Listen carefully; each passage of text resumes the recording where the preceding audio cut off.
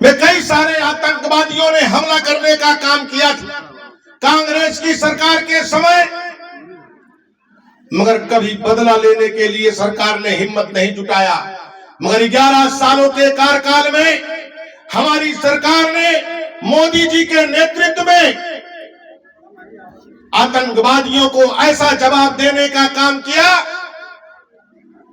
कि उनके ठिकानों पर घुस करके उनके आतंकवादी ठिकानों को ध्वस्त करने का अगर किसी ने काम किया तो भारतीय जनता पार्टी की सरकार ने किया है। हमारी माता बहनों का सिंदूर जिन्होंने उजाड़ा, उस सिंदूर के नाम पर हमने पाकिस्तान के आतंकवादी ठिकानों पर घुस के हमने उन ठिकानों को निस्त नाबूद करने का अगर किसी ने काम किया तो मोदी सरकार ने किया है।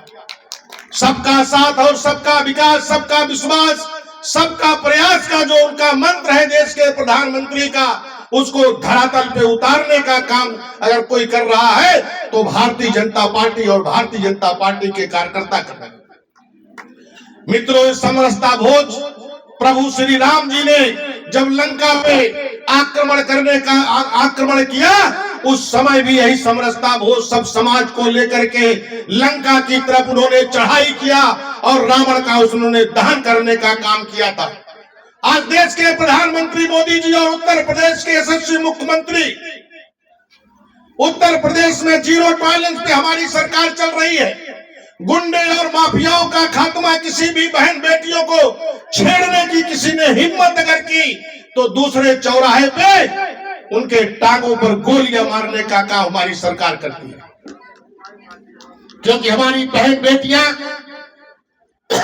2017 के पहले सुरक्षित नहीं थी, मगर आज हमारी बहन और बेटियां रात को 12 बजे भी अपने घर से निकल जाए तो उनको किसी की हिम्मत नहीं है कि कोई उनको टच कर सके।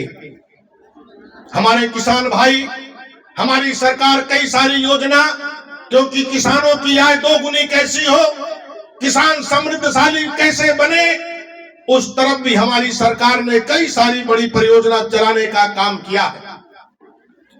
नौजवानों के लिए रोजगार, कई सारे रोजगार के साधन शुरू किए गए कि हमारे प्रदेश में ही बड़े बड़े उद्योग स्थापित हो और उन उद्योग के माध्यम से नौजवानों को रोजगार मिले।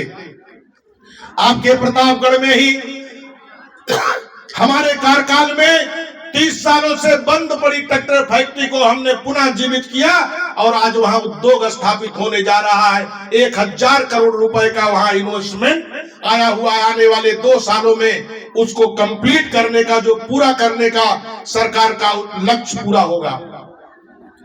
आपने देखा कि हमारे एक बॉर्डर से दूसरे बॉर्डर तक 52 किलोमीटर का बाईपास जो हमने सेंक्शन कराया, उसका काम शुरू हो गया।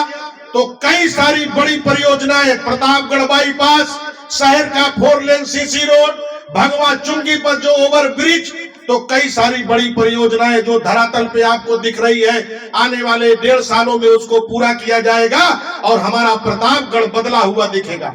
आज भी जो परियोजनाएं भारत सरकार से लाने का काम निरंतर हमारा काम जारी रहता है। आपकी जो भी छोटी बड़ी समस्याएं हैं, निरंतर हम अपने कार्यालय पर बैठते हैं।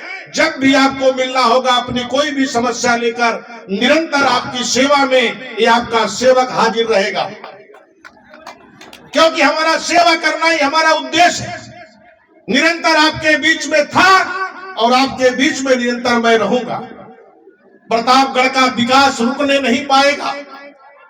कहीं न कहीं कुछ कमी रह गई होगी, मगर जो कमी रह गई है उस कमी को मैं अगली बार पूरा करने वाला हूं।